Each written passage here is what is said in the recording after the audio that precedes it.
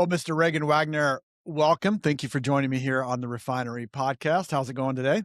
Doing well. Thanks for having me. I appreciate it. Yeah, so this is kind of an interesting, just the way that things work out, that we scheduled to do this podcast interview today. And you and I will actually be back on the line later today with Kate and I talking about money, which is a good thing.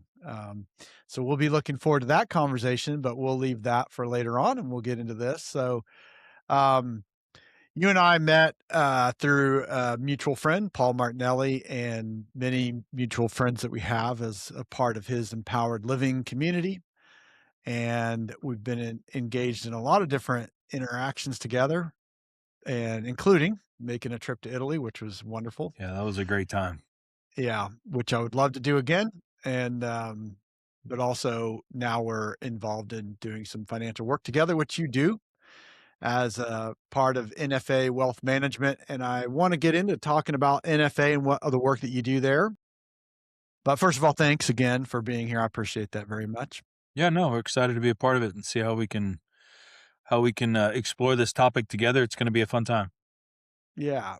Well, let's kind of, before we jump into talking about, this is an audience of people who are more often than not probably going to be entrepreneurs, not necessarily, but definitely people who have an interest in the topic that we're talking about. So we want to cover what we feel like we need to on that. But I'd like to hear kind of your journey and your story. How did you get into doing what you're doing? And you can start wherever you'd like, Okay. as far back as you want to on that, and just kind of tell your story, that what led you to doing what you're doing today.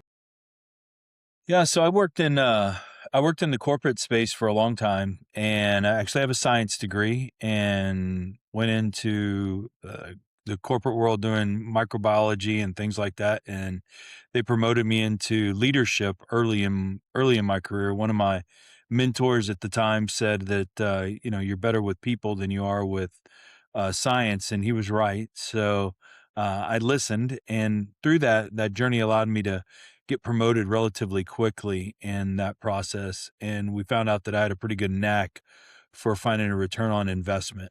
And I was married, and Deb and have been married 27 years, going on 27 years, 26 right now. And so we were fixing to start a family. We were fixing to build a house, and what we were trying to find was something where I wasn't on the road all the time. And I started traveling for work, and and my father had an insurance and mutual fund company. And so I started helping him part-time with small financial plans, got licensed and those types of things. And then we had to start making some decisions, started turning down big jobs and promotions. And finally, one of my mentors there said, "Hey, you need to kind of figure out what you're going to do." And I talked to my wife, we went to church. We have our after church talks on the porch, and she said, "You're a better person when you own your own business than when you work for somebody else." So, that was that was really the straw that broke the camel's back for me. I gave the company 6 months notice. Great company. They took great care of me. And so we transitioned to start a company. And so with that, we let go of the comforts of a weekly paycheck, and we took out a loan, and we started a wealth management company. And that company grew, and I was able to do that company and work alongside of my father in his company. And eventually those two companies, the wealth management company grew at a rate where we can merge those two companies together. Okay. And from there, we merged that company with a couple of others, and we started doing some buying and selling and some M&A internally. And then that's what led to the National Financial Alliance today. So we had Bob Wagner and Joel Swinehart were two of the founding members, and we brought them in and grew that together. And then Joel retired, and Kristen Wagner, same last name, no relation, but she's a partner in the organization as well. And now she and I have the RIA, the Registered Investment Advisory Firm, and the wealth management firm, and we continue to grow that today. And your role in that is the CEO of that and the managing principal. And right now, it sounds like you guys have a little over $3 billion We under do. management overall. Yeah. Yeah, we're a multifaceted firm, so we offer we have commission-based practices, we've got fee-based practices, and we've got hybrids that do both across multiple platforms and multiple custodians, and we manage in all of those a little over 3 billion in advisory and brokerage assets. So let's talk about, first of all, your sort of pre-wealth management, financial advisement days. Mhm. First of all, what was the industry that you were in prior to this? Yeah, so I was in a large grocery chain here in San Antonio, HEB. It's a large footprint in Texas and Mexico, and they took great care of me, and they actually hired me in college, and had great mentors. You know, we work with Empowered Living, and we have the mentorship program that Paul does with us. And I had that there, and I had some great mentors and great people that would point me in the right direction and tell those not so pleasant truths. Like, hey, you're okay at this, but you're really good at this.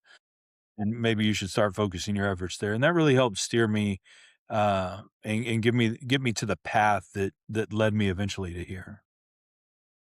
Yeah. So when you think about, and that's really good because it sounds like, first of all, it sounds like they had a really good model for leadership development, personal development, career pathway development. They were doing much more than selling groceries, Yes. right? Yeah. I mean, we had a Yeah. whole program to create team leaders that I was part of. And then I had two vice presidents that were mentors to me and kind of gave me the lay of the land in my early 20s on how corporate worked and how we needed to structure and what I needed to read and the volume of books and work that you need to do and how you need to do it, and really kind of paved that foundation for me in the corporate world.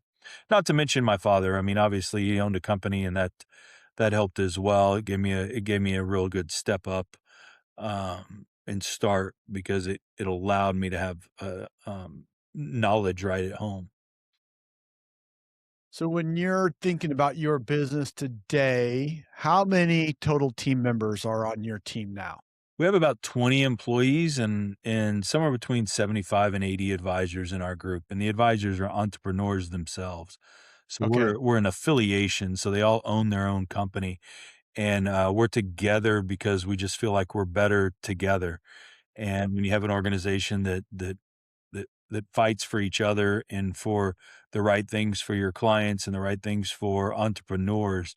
We're voraciously independent and we're advocates for all of our advisors. And then with 20 employees to service those advisors as well as the corporate office, it's a rewarding experience to serve our traditional clients, the advisor clients, and continue to grow.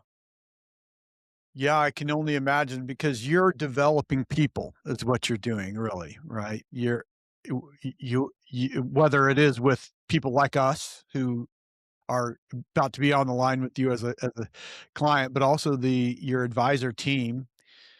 So can you talk about, and your 20 employees, can you talk about like what kinds of things are you doing now with, and I'm specifically curious about the advisor team, those people who are out there, like you said, you're voraciously independent and you want, they're building their book of business, but collectively you're doing it together. So what are you currently doing for their own development beyond all of the compliance, beyond all of the affiliation? What are you doing to help them personally grow? Yeah. So as an organization, we offer goals calls and developmental calls where we take some of the knowledge and education that we have through empowered living, through the John Maxwell program, through things that we're doing with AO leadership. And we bring all of that to the table to really train those advisors and use that material to help them grow their entrepreneurial spirit and grow their business and see how they want to grow and really help give them a focal point.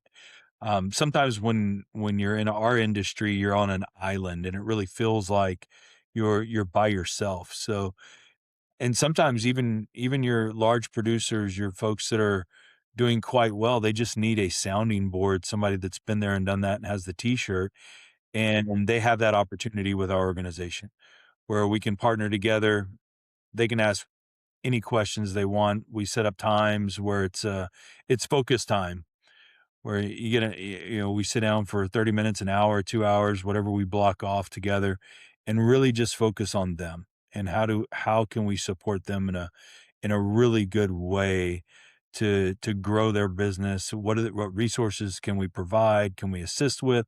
But also just experiences that we've had, because I have the opportunity of seeing across hundreds of different businesses, both from Right. from my private clients all the way to the advisor client. It's how can we take that knowledge and education and impart it on them and just help them. And even if it's one nugget for some of those folks, it'll really mean, really pay off huge dividends for them in the future. So if you think about all those that group of advisors geographically, how are they spread? What's the range of where they are geographically?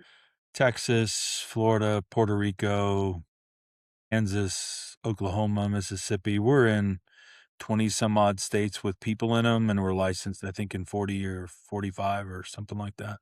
So we've got advisors all over the place. Having the ability to do this with Zoom and with all the different video conferencing systems, it's really allowed that reach to put us right in their office whenever they need us. Not to mention, I'm still old school. I'm not opposed to, if we book it, uh, to getting on a plane or driving up there and going and seeing somebody all over.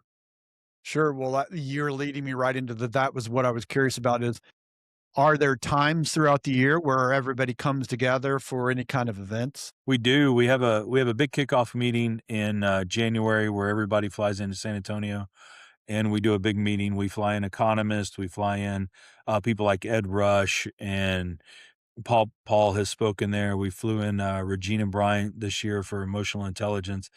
Um, and then Ed to talk about his platform, God Talks, and the 21, uh, his Fast 21. So we set up a whole program for that. We fly in people, uh, and they come in to that event. And then we also have another event in Louisiana that will be in June, and people come to that event as well. And we have those two big meetings, and then we do a monthly call also. And then we also have an advisory board where we have our leadership team that's of the advisory of advisors that tell the organization, that speak into the organization and give up their own time to share how we can get better and what we can do to serve the advisor in a better way. So they speak straight into leadership, to me, to Kristen, to Madison and Lauren and all of our leadership team, as far as how we can get better to support them in their growth as well.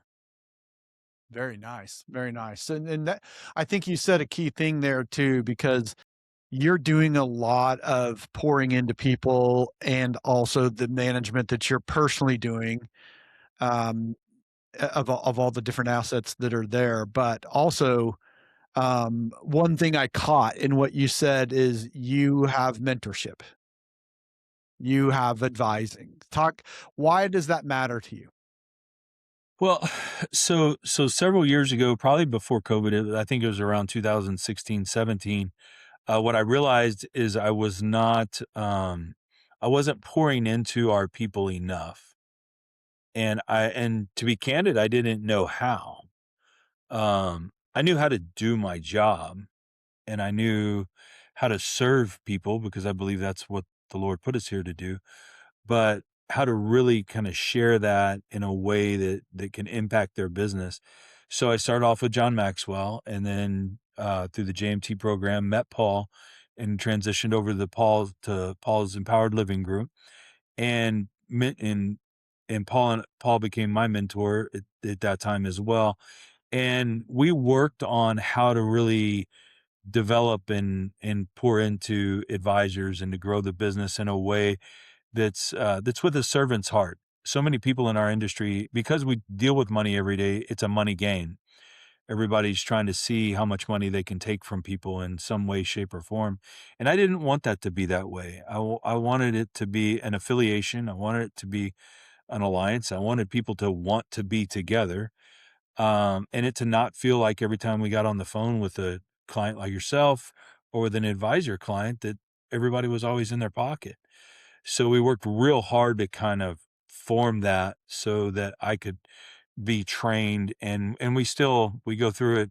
Uh, yeah, I think Paul and I talk probably every month, but it's probably a more formal conversation quarterly or every other month for a few hours just to make sure that we're constantly sharpening the saw and to gain that knowledge from somebody that's getting other techniques from 100 different companies as well.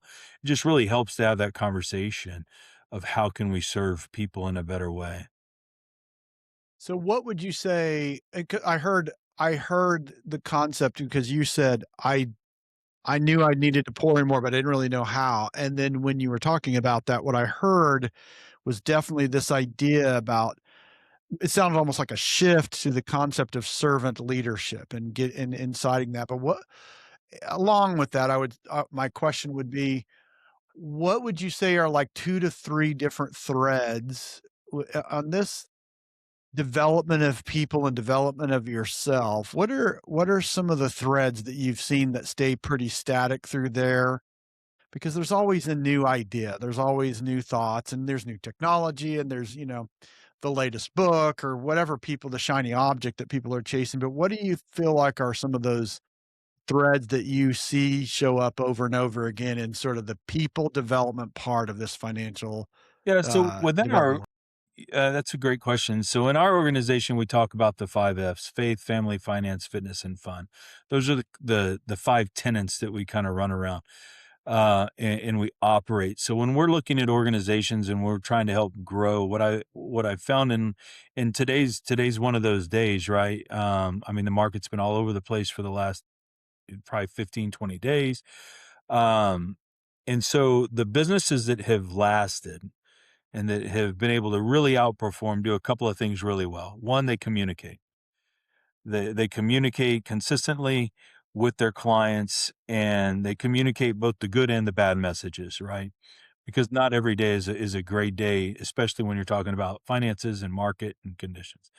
The second is they're consistent with the strategy, both within their business and their niche, whether it's their niche market of their type of client or whether it's how they invest in their strategy with investment, and they don't let the outside world totally derail that consistency. There may be pieces of that ecosystem that move, but there's also that core that stays true.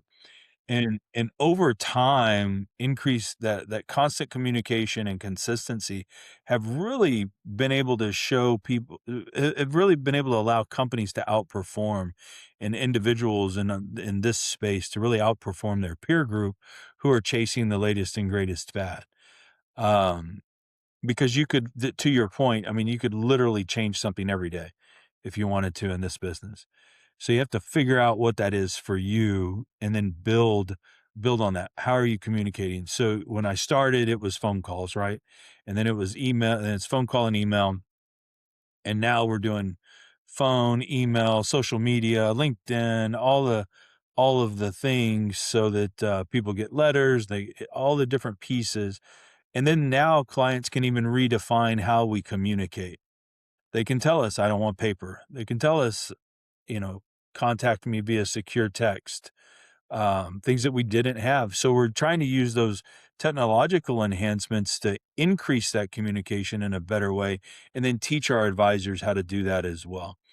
Yeah, And I think but the communication and consistency have really been paramount to financial advisors' success, and really the success of our clients too. Because I've been told that I'm the boring guy for many of my clients. You're the boring guy, and it's just because we try to be really consistent with the messaging of how we're going to do it, what we're going to do, structure first, and we do the same thing with the advisors. yeah, yeah. Yeah, that's really good, and I like how you talked about communication because, there's this idea that the meaning of communication is the response that you get. And so what you found is what's meaningful in all that is what's meaningful to the person and the medium through which you do that because you could You could put, you could fly a plane over with a banner behind it, but if people never looked up, to try. what have you really said, right? So you could invest a lot in that. Well, I do appreciate that. What in, you know, 25 plus years of doing this, have you noticed in your uh, advisor team, have you noticed any changes or shifts or any different kinds of perspective shifts or expectations?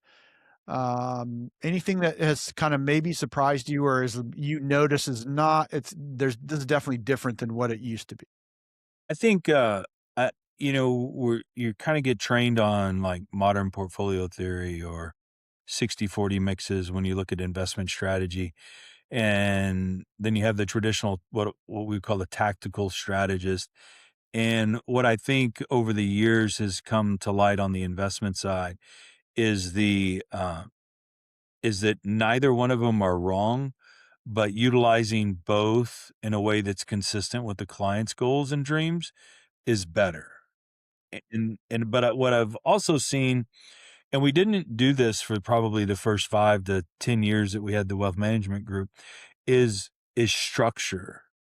Is we talked about it, but we didn't implement it. So we started working real hard with legal teams and CPAs and things like that, the strategic partners of our clients, so that we could make sure that the structure was right. Do we have the LLC structure? Do we have the wills and the powers of attorney and the medical directives taken care of? Do we have that piece taken care of? And then and that became good for our clients, but then take that one step further and now say, okay, how is that for what are we doing for advisors? Well, so advisors need the same thing. How are they structured? Are you structured as an LLC? Are you structured as an S corp? How is your business structured? How is your family getting taken care of? Because in our industry, you have to be licensed to receive some of those revenue streams. So you need a written plan. Do you have succession planning? Do you have continuity planning? So we built all of that in house now for the advisors, to where if they don't Nice. have their own, they can plug into our system and it's taken care of for them. And it's fair and it takes care of generations. And unfortunately or fortunately, we have implemented those strategies, and our advisor families that we support, even to this day, have been pleased with that outcome. When you're in Yeah. the business as long as I have been so far, that we've been able to implement those strategies, put them in place, and hope we never have to use them. But then, when God forbid we have to use them, they're in place, and then we have shown that they work. And that's been probably one of the biggest blessings, is knowing that the strategy works. Yeah, it's applied to you. Well, I love that because, there's that saying, the cobbler's kids have the worst shoes on the block, right? And a lot of people, they don't take their own medicine, and you're taking your own medicine, but you also understand the value of that, and you are your own, case study, That's right. right? Yeah, I love that. Yeah. I really appreciate that, and it's credibility too because, um it just says, "Hey, look, we're willing to do this for ourselves as well," because obviously, we all have our own best interest at heart, right? Well, my dad used to say something, Rick. He always says, he always used to say, "Hey, are they eating their own cooking?" And when we would get into these folks that have these latest and greatest investments and latest and greatest strategies, the first question that we would ask, "So are y'all in it?"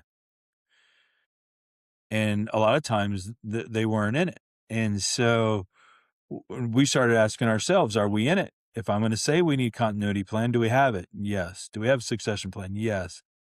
Do we have 401k? Yes. Do we have, trust in place? Yes. Do we have our wills and stuff done? Yes. How are we living out what we're purporting to tell people what to do? And it's a lot easier to tell somebody that they need insurance, they need whatever, those things that no one wants to talk about, when you can sit across from them and say, I mean, it's no different than anything I've ever done. And not only do I do it, but I own it, and I own 20 times more than what I'm asking you to do right now. It makes it just a whole lot better conversation for folks to understand that you're walking the talk.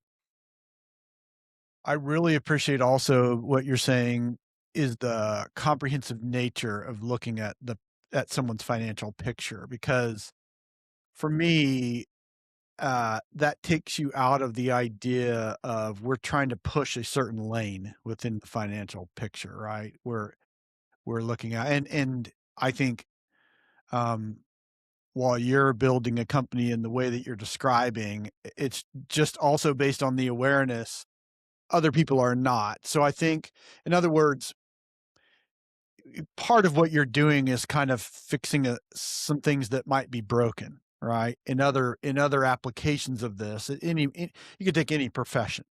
And there's always going to be the people who are doing a very below the line expression of that profession. Um, and I think that, um, you know, some of that stuff just becomes obvious, right? And so, You hit the nail on the head. The biggest concern I had in this space years ago was that I felt like every time you went and saw a financial planner, or an advisor, or somebody talk about insurance, they were always trying to just sell you something. What is the latest widget that I have to buy for that person to earn a commission or a check or a fee? And I never wanted to be that guy. And so we started creating, and I tried to be. I mean, I tried to sell, but I'm probably our worst salesman in the whole company. Um, and what we realized is if we gave people options, said, here's your goals, here's 3 or 4 different ways to get there, with 3 or 4 different ways for compensation and 3 or 4 different ways to get there. Which one way or combination of the two make the most sense for you? And we do that with advisors as well. We do the same thing with our clients that we do with our advisors. Here's 3 or 4 ways to join. Which one makes the most sense for you? Here's the pros and cons to each. Here's what they all cost. You make that decision on what's best for you and your family. And if you want to redline it and mix and match them, we can do that too. Just tell me what you like and what you don't like, and then we'll run the math and show you what that does. Because at the end of the day, that we can model it and you can see, okay, hey, that does exactly what you want. Fantastic. That is your plan. And there's and we have people that will stay because they know that I'm not worried about just trying to every time I see them, I'm not trying to sell them something because we're in it together. We're on the same side of the table now. And that's a whole different approach for some people. very much so. Yeah. So let me ask you this, because we're talking about approach that's both comprehensive, and it also it appreciates people's autonomy, their ownership of their own life and their decisions, and their ability to make more than one, have a choice.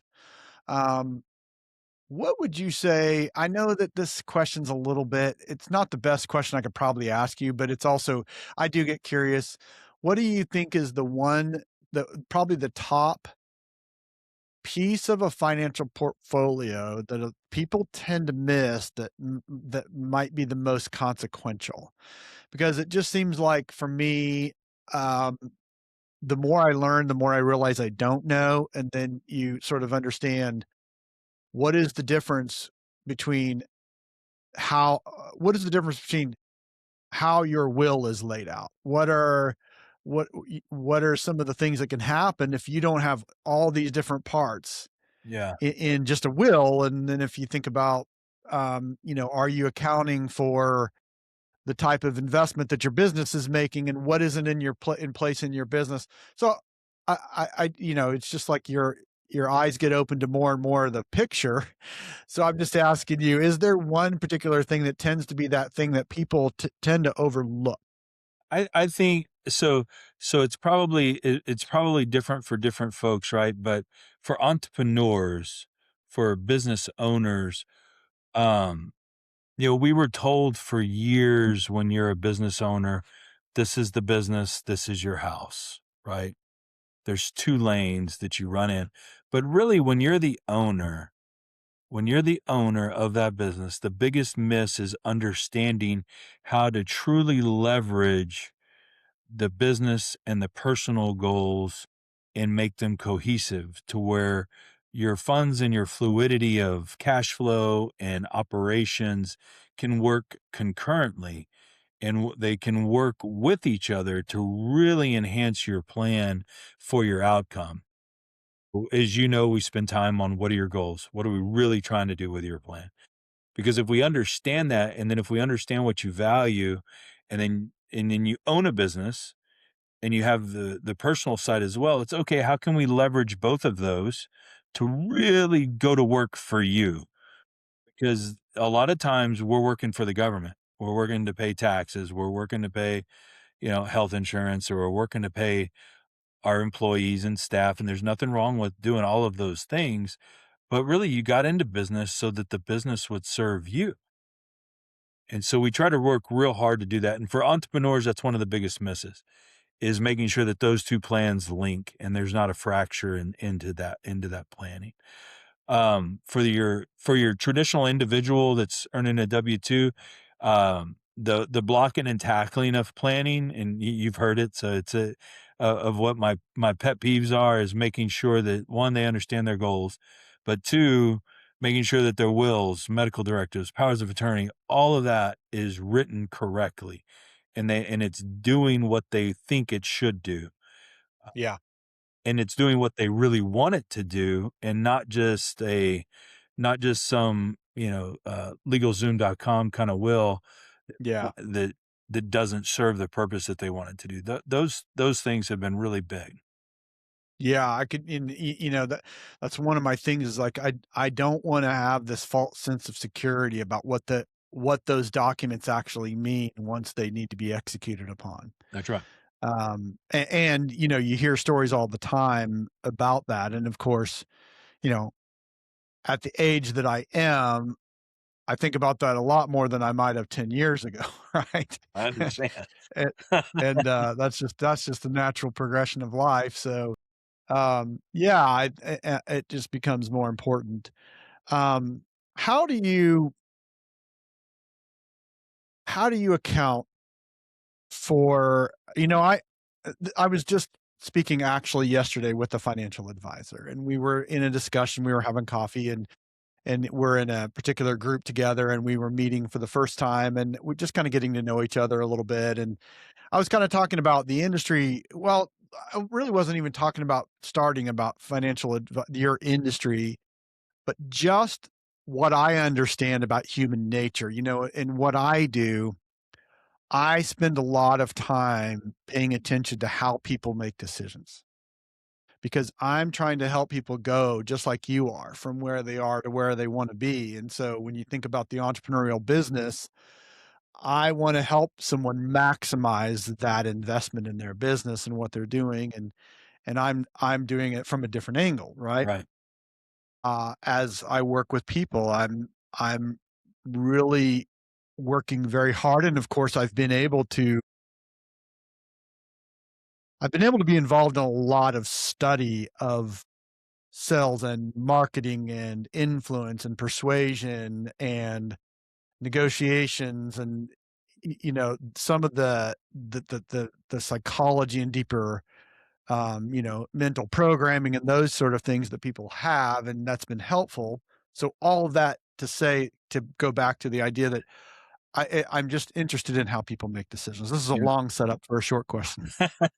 So what I I've heard you realized lecture on this, so we could talk about it for days. Yeah, yeah. So what I realize is that we are, as humans, we are very wired to work on incentives, and we are very much going away from pain and towards pleasure. Simply put, right? That's a lot of our decision making comes down to that. And in all of that equation, there's the sense of urgency that people have. There's the levels of impact that decisions that we make have, but also a lot of times we're not making very important decisions only because we don't feel the urgency of those. And we're more likely to move away from the pain than we are, way, way more likely than towards the pleasure. So I can look out at this future that I think I want, And when it comes to financial planning and all of that, it's so easy if I don't feel the pain of it to put it off. So that was a long setup to ask you, how do you account for that in what you do in terms of, helping people understand something that's not imminent, something that they're not, feeling the little pin poke in their backside right now personally, Yeah. how do you account for that? So behavioral finance probably is it I say probably, but it's about 70 to 80% of what we have to do in this industry to really help people understand money, finances, and the urgency to move. Um, One of the areas that we've used to really help articulate that urgency, out of respect to your question, is we can model that and we can show what the cost of waiting really is now. Or before it was a yellow pad, right? Before we would have to draw it out. Now we can run a Monte Carlo simulation and show you, hey, if you don't do anything now, you're going to be at 30% of what you want to accomplish at 65. Is that really where you want to be? Or do you want to make four changes to what you're doing and be at 80% of where you want to be? Changes and be at 100%. You tell us. Understanding, seeing that metrically and being able to assign a number value to the probability of success of your plan, has really for us, in fact, most plans that I do, I require it to be on there to show folks mathematically where they are in their plan. And those that I have retired, so clients that I've had that have retired, they know exactly where they are on their plan before we even pull the trigger on retiring. And those that aren't, and they're waffling, those fence riders, I ask them, how long do you want to stay at 20% funded? And we elevate that in a manner that's consistent with what I'm thinking that they can actually do. Yes, And, right. and say, hey, we need to take steps to get you here, especially if we're going to walk up a plan. So maybe a client's not quite ready to get to the 100% just because of life. Life happens. And so we're going to work them. We're going to walk up to that point. So here's the ladder that we need to take over the next few years to get you there. As cash flow allows, as the business takes off, as you get done investing in your company, these are the things that we need to approach. So that walk up has helped people move towards that, where we're not trying to eat the whole pie at one bite. We're taking small steps, small chunks of it each time, and that's been a value.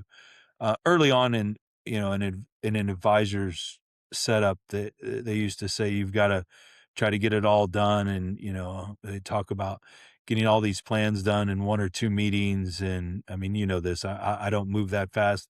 It's just we need to be just almost systematic with what can we do now to help you move one step closer and one step closer. And if we track those small successes start really pushing that wheel, and they start pushing that ball up that hill, and people get really excited about that.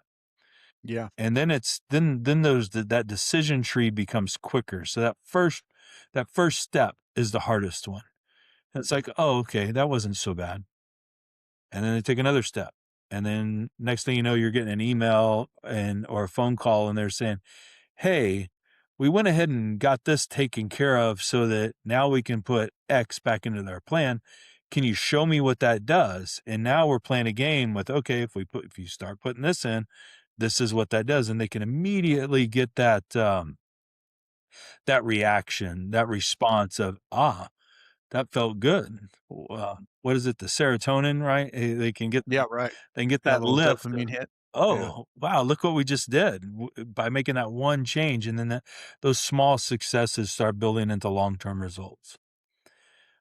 And that's what we've seen. I mean, really kind of walk them through their own behavioral finance, but everybody's a little different too. sure, So sure. it's This understanding. is a little bit tangential, this question that Yeah. I'm going to ask. And I know that the topic that I'm gonna get into could be something that we could probably talk about for hours, but, one thing, I'm aware of is that for those entrepreneurs, um, there are some people who their business is gonna last as long as they do, and that's okay, and that's part of what they do, and then other people who have been building, and at some point they came to the awareness, like, "This is probably my best investment I'm making, Mhm. and this is what I need to cash in on." Um, and then what I'm as a part of that equation, one thing I'm aware of is that when people get, like, mentally, emotionally ready to do that, they often can find that their business is a few years behind.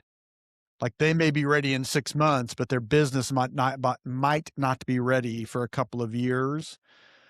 As far as that equation goes, what are a few things that, if someone's listening to this and they're like, I mean, that's what I wanna do. I wanna sell my business someday.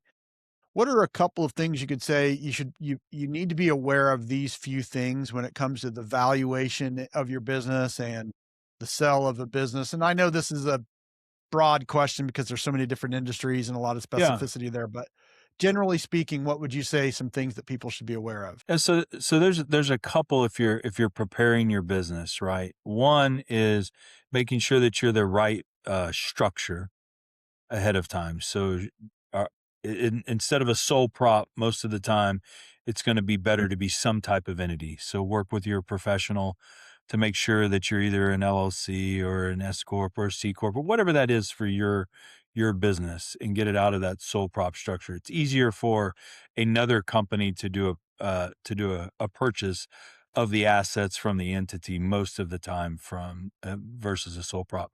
But two, make sure that you understand your P&L and L and balance sheet, and make sure you have clean sets of books. Most folks are going to want to look at 3 years worth of financials. Some will do two, but most of the time it's 3 years of financials and understanding what your add backs are. So by add backs as a business owner and a small business owner, you're going to run expenses through the company, and you need to know what those are that are being used for that a new buyer would not also have. So things that you may be utilizing as the owner that a new buyer or a third party buyer won't have. So you want to kind of understand it in easy terms. I say, what are we taking from the business that another owner might not, if they're a private equity type owner. What can we do if we're a single small business owner versus a corporation, what they would have to do, and they wouldn't be able to do what you can do. So understanding that to add that back, you want to understand those metrics. So, good set of books, making sure you're really structured right, really understanding what your income is and where it comes from, and being able to detail out what that looks like, what your income looks like and where it comes from. Another thing that we've seen over the last few years is making sure that you're not um, overly concentrated, depending on your type of business. And this goes back to your question, into one or two primary customers. You want to have some good diversification, because a PE firm and some of those firms are going to take some discounts if you're over, I want to say 55 or 60% weighted in one or two customers. They're gonna discount that purchase by about 15 to 20%. Really wanna be aware of where that's coming from too when you're preparing yourself. Now from the planning side, that's all for the setup for the M&A. For the planning side, wanna make sure that your trusts are set up. If something were to happen to you and you get a big cash influx, how do you want that to be handled? Does it go to the kids? Does it go to the spouse? Do you want income for life? Are you looking for a paycheck? Are you looking for a big check? Do you want an earnout? Because mentally, you want to also understand: do I want a big check, or do I want cash flow?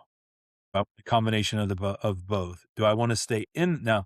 Behaviorally speaking, to tie this back into your other question, do you still want to be part of the business or not? Those are big questions, because if you want to stay in, for a few years, that's kind of a normal, right? 1 to 2 years, kind of normal. But if you say, "You know what? I only want a partial sell. I only wanna do a piece of that." You wanna get your arms around, can you handle not being the boss if you do Yeah. that? Yeah. Uh, your smile, see, your smile says it all. That's exactly right. That's what I get when I ask that question, Yeah. is it's like, Yeah. "Ooh." And I agree. And I'm also more aware all the time, um, that a lot of that comes down to your identity. That's right. And can you make a healthy shift in your identity where if you're not, you're going to be okay. Oh, that's very true. I mean, I Right. agree with you 100%. Yeah. That's probably 95% of it, right? Yeah. It's critical. All of and look, that matters because that's more than money we're talking about. That has a huge tie to your mental, emotional, and physical, and even spiritual health. For sure, 100%. Is that if you haven't established or gotten a foothold on some kind of purpose outside of that, that's scary ground. That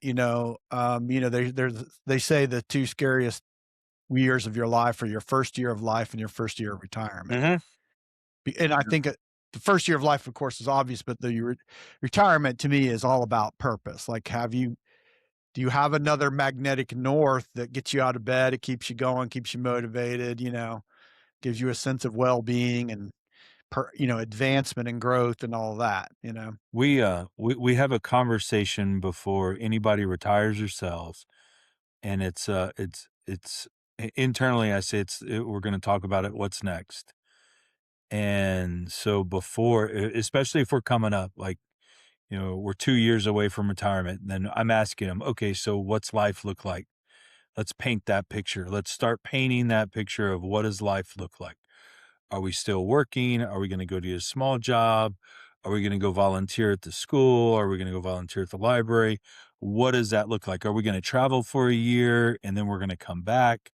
Help me understand that, and we try to walk through that process, so that folks long before they turn the keys off to the car, they know what that purpose is, because Yeah. we've seen it where folks have retired and just absolutely hated it. Yeah. And there's an element of that that I think is critical. And that is when you're having those conversations, you're not talking about events, you're talking about a lifestyle. Right? So it's like, "Oh, we're gonna go make a trip to, Europe." Well, that's nice, and then what? Yeah. I've had a conversation with a particular gentleman, and he's not a financial advisor, but he does healthcare benefits, and he said we were having this similar discussion. He goes, "Rick, you don't know how many times I've sat with people a year ahead of retirement, and I ask them what's next, and it's like, oh, I'm going to golf, or I'm going to, and it's more like an event that they're talking about." And then he said, "I see them a year later, and if they're both still there, I can't even recognize them." Try it. No, Uh, it's very true. yeah, They've gotta yeah. they've Well, gotta have that next why, right? What's your why? Is that Bob Goff? Is that who wrote that book? What's your why? Simon Sinek wrote a Power of Why, but I think there's another one. But understanding what that next journey is for you, and we try to work on that with our clients to make sure that when you start approaching that, we understand that it's more than a 30-day trip to Europe. It's more than it's what do you do when you get back? You're gonna manage, are we buying real estate? What are you gonna manage? Are you gonna go, uh, what does that look like? And some that are really charitably inclined with time, they're like, "Hey, if I have the time, what I've always wanted to do," and that's what I want to hear. See, I love to hear that story. What I've always wanted to do is blah. yeah, And whatever that X yeah, is for them is really exciting because there's their passion project, right? yeah, We've got the yeah, money to retire. We're fantastic. We're going to retire, but I've always wanted to go spend, what I've always wanted to go help the people in Nepal, right? yeah, And then they go yeah, yeah, spend, and that's what they do, and they go and enjoy that. And and they're really excited about that because it's more than an event, and now they're on mission trips, and now they're doing missions, and they don't have to worry about fundraising every mission trip because it's baked into their plan. So we've started actually doing that with folks when they start talking 3 to 5 years out. It's, "Hey, what do you know, what are we gonna do?" And in the 2 years, we start doing the what's next, but the funding of that, I mean, we've funded plans where folks can go on mission and not have to worry about fundraising for it. They can just go. They can go with their church, they can go with their group, and they can go enjoy that time. And that's a neat thing because it's all just part of the plan for them, and it's just that's their natural next step, and it makes a Yeah, really smooth transition. that's super. Well, I'd like to do a couple of things as we kind of, you know, uh, w- I'm, uh, I want to say this because when I bring people on to the Refinery Podcast, my ambition is to position people. It's to help. I mean, obviously, I'm happy to do this, but it's always from the beginning. This isn't really like the Rick Burris show, right? Um, So, I'm always wanting, and I can say that, I'm married to someone she's so brilliant and smart, and it's funny because in her current role, it's accounting and it's millions of dollars in financial management, and we're both rec majors, right? Yeah. She's therapeutic rec, I'm outdoor rec. Also have a master's in experiential education, but we just laugh sometimes at some of the stuff we're doing based on like sort of where we started. But that's life, and I think a lot of people our age can appreciate that too because 100%. that's been their journey as well, right? You're not where you started is not where you are. But also, I'm saying all that because, if you want to make Kate uncomfortable, start talking about money, and she manages it so well, but it's not her thing. And so, my best endorsement of you is to say that in our interactions, Kate has been like, man, I just feel so peaceful about this. I feel so peaceful about Good. working with Reagan, and I think, that matters. Like I said, I had coffee with the financial advisor yesterday, but it's also kind of nice to go, "Hey, this is a wonderful person sitting across from me, and for their people, they are the great person, and I am also," just it was another opportunity to go, "I am so thankful that I have someone that I can trust, and someone that I wanna be having conversations 15 years from now, not just like, 'What do you got for me?'" Right? That's Uh, right. you know what I mean? I agree. That Well, I no, appreciate it matters to me, and so I think that, look, we don't live in the same state, and we're halfway across the country, but for me, that's not the deciding factor. It's because of who you are and how we met and how we got to know each other and what you're doing. So I want people to hear that if, well, I appreciate that. of you, and And we so value our relationship with you and Kate, yeah. and we value the opportunity to serve. I mean, that's really what we're here to do is serve. And, the planning and all of that is if your plans and things don't serve you, then we're doing something wrong. Yeah. Well, I appreciate that, and I can just say that's the experience we're having, and we're kind of in the new in the processes, of course, but we're there. And so, let's hit one more topic before we kind of wrap up here. Part of what kind of was the impetus to get us was something that our mentor Paul Martinelli's doing, this Empowered Living Stock Club, which it's been I've been fascinated to like kind of watch. That's his hobby.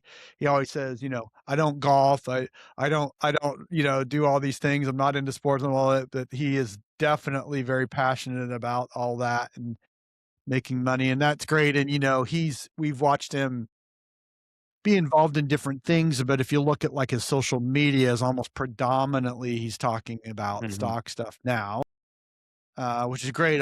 He's doing a great job with all of his things that he's doing. Um, I guess I want to keep this pretty simple too, because I know that, like you just said at the beginning of this call, like, the market's been crazy and it's always going to be crazy. Um, what do you think? Um, and we're not talking about advising here. I'm really asking. Uh, to me, we live in a crazy time, and there's a lot of reasons why people might have a lot of angst and anxiety about that. But there's so much fascinating about what's happening in our world today, and not the least of that fascinating part is what's happening with technology and what that means. I mean, we are, for example, we're not too old to think that in our lifetimes, you and I could potentially have a humanoid robot in our house the same way that we have a phone in our pocket today that we once would have had to dial up for, right?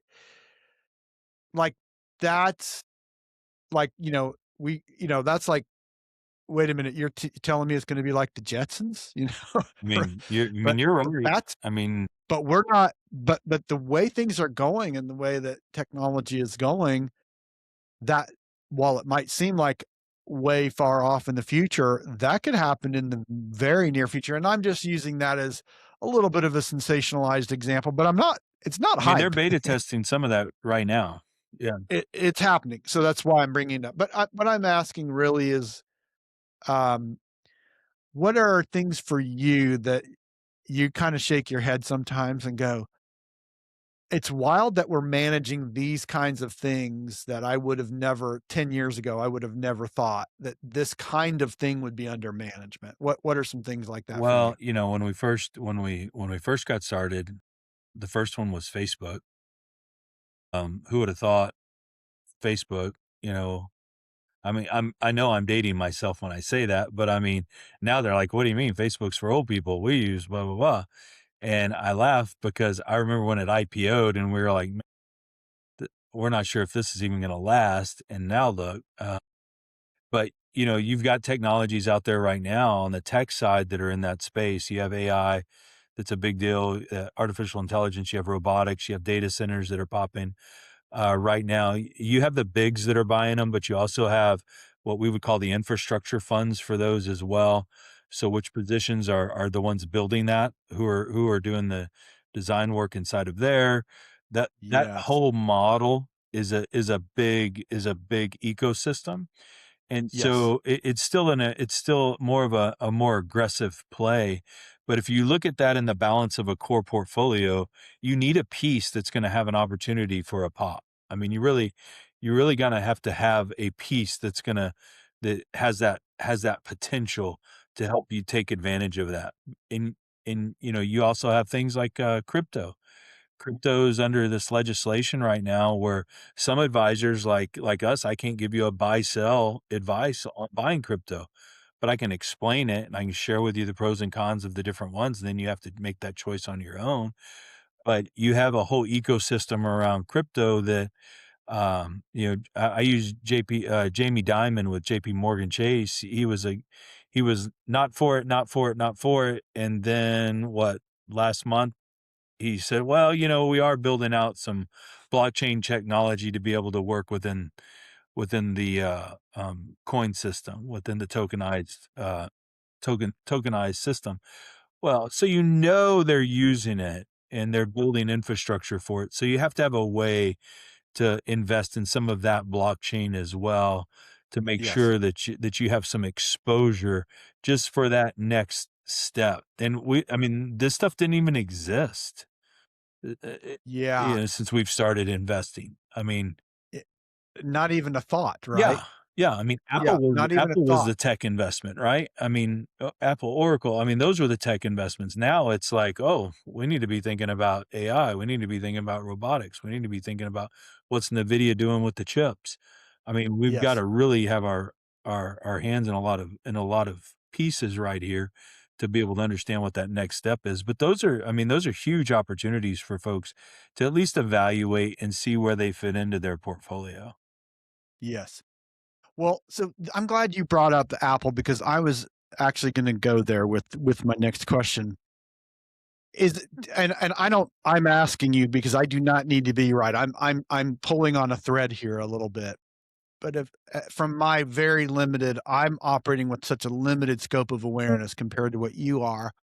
But there's one piece of this that it feels this way, and so I don't, is that at the time when the apples and the oracles were sort of emerging, yes, there was a lot of other things that were also trying to do something similar, and we don't even know about them today because they don't exist, right? But it feels like to me that it's almost like that equation on steroids right now because there's so many different you just mentioned several layers of technology that's new, and the what I find interesting is there's a lot of new technology also built on a lot of old things that are not necessarily going away. So for example, like right now, it seems to me that one of the things that, just like I mentioned, a humanoid robot, one of the things I think we're going to get back to where, we've been on such a journey with as a population is nuclear power. I think we've got to come back around to that as a thing. So, but that's not new. It's just the way it's going to be done is going to be so revolutionary. Um, Oil is not going away, and as much and also there's still going to be way more that's going to be done with electric whatever, right? But it's not going to be this either or, this whole swap out of an entire system. And to me, it seems like you've got all of these things that are there and these industries that they may not look like they did before, but they're actually stronger than they ever were. And then like, let's just take oil. Oil to me seems like it's something that it's probably in many ways stronger than it ever was. And you're in Texas, so but it also could still go way up. Like the capacity for it to drastically still have an upside is huge. And then you've got all these new things that are in there. So it to me, it feels like the whole game is much more exponential right now. And maybe I'm not right about that. Maybe it's just like the new cycle of whatever. But so you get where Yeah. I'm going. I see No, you no, nodding your head. I think there's huge opportunities. So if you think, um, you know, Apple, Facebook, Microsoft, today, all big companies, and they were big in their own right early on, but now they're massive, but they're underlying investments that are going on just in my state, just in Texas.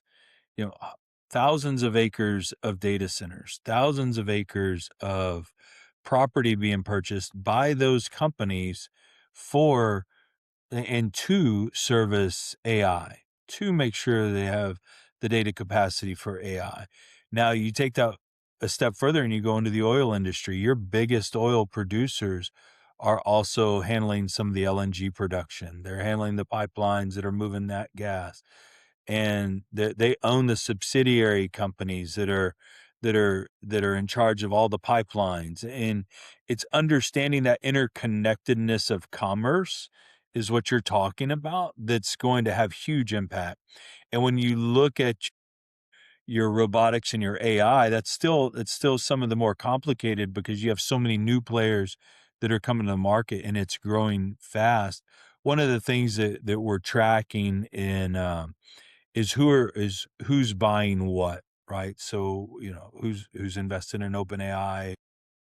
Oracle makes a big investment over there. They lay off 30, we have the potential for big layoffs. Amazon's laying off some folks. Just these big companies are laying people off because of AI, but it's just a new industry. It's creating its own industry cycle. So that's been a big deal, and the interconnectedness of funds both globally. So what used to happen is you'd invest in a company and it's an American company, so you knew you had a US position. But let's use like Exxon. Exxon's all over the world. So Exxon is a global position now. Microsoft is a global position now. Even though it is a US stock, it is a global position, as is Apple and Facebook. So you want to understand how that impacts your portfolio. You want to understand its implications and where are they on the forefront of the new technology. BlackRock was one of the first companies to be able to get into Coinbase tokenization using an ETF. So they kind of cornered the market to be able to get an ETF approved on big broker-dealer sites for purchase. So you're able to get in, and then, um, you wanna be aware as an investor of how does that impact your portfolio and how those funds impact your portfolio based on the interconnectedness and what we would call in our world the correlation of investment. So you don't want to be invested in all the same stuff. So you need to make sure that your advisor is running a correlation report to make sure that you're not in all the same stuff. Because if that sector goes down, now you're going to go down in all of those positions and you don't have your stops like you used to anymore. So it becomes a bigger game of understanding what's correlated, what the baseline, what that core holdings need to be, what those core holdings need to be for you, that maybe those aren't as mobile, maybe those are more static. And then the things that oscillate around your ecosystem are going to be things like AI until they get more solidified. Or maybe you make a Microsoft or an Apple or an investment in a bigger company to get your AI exposure because they're investing in it. You Right. buy what they're buying underneath that. And so there's some ways you can do that to mitigate some of the risk, or you just call this is my number 12 investment and we're going to roll the dice and I'm going to keep that my aggressive spot and you do it. And that's okay too. You just need to be able to understand what that looks like. Yeah. Yeah. Very good. Well, it's fascinating to me. I'm liking it because it is for me. I've been a mission guy for a long time. And, if I look at my background, um, and so this to me is fun. There's a novelty to it, along with, like, of course, like I said, I'm thinking about all this stuff differently than I did 10 years ago, just based on my age. So, I again, as much as I said earlier, I'm fascinated with how people make decisions.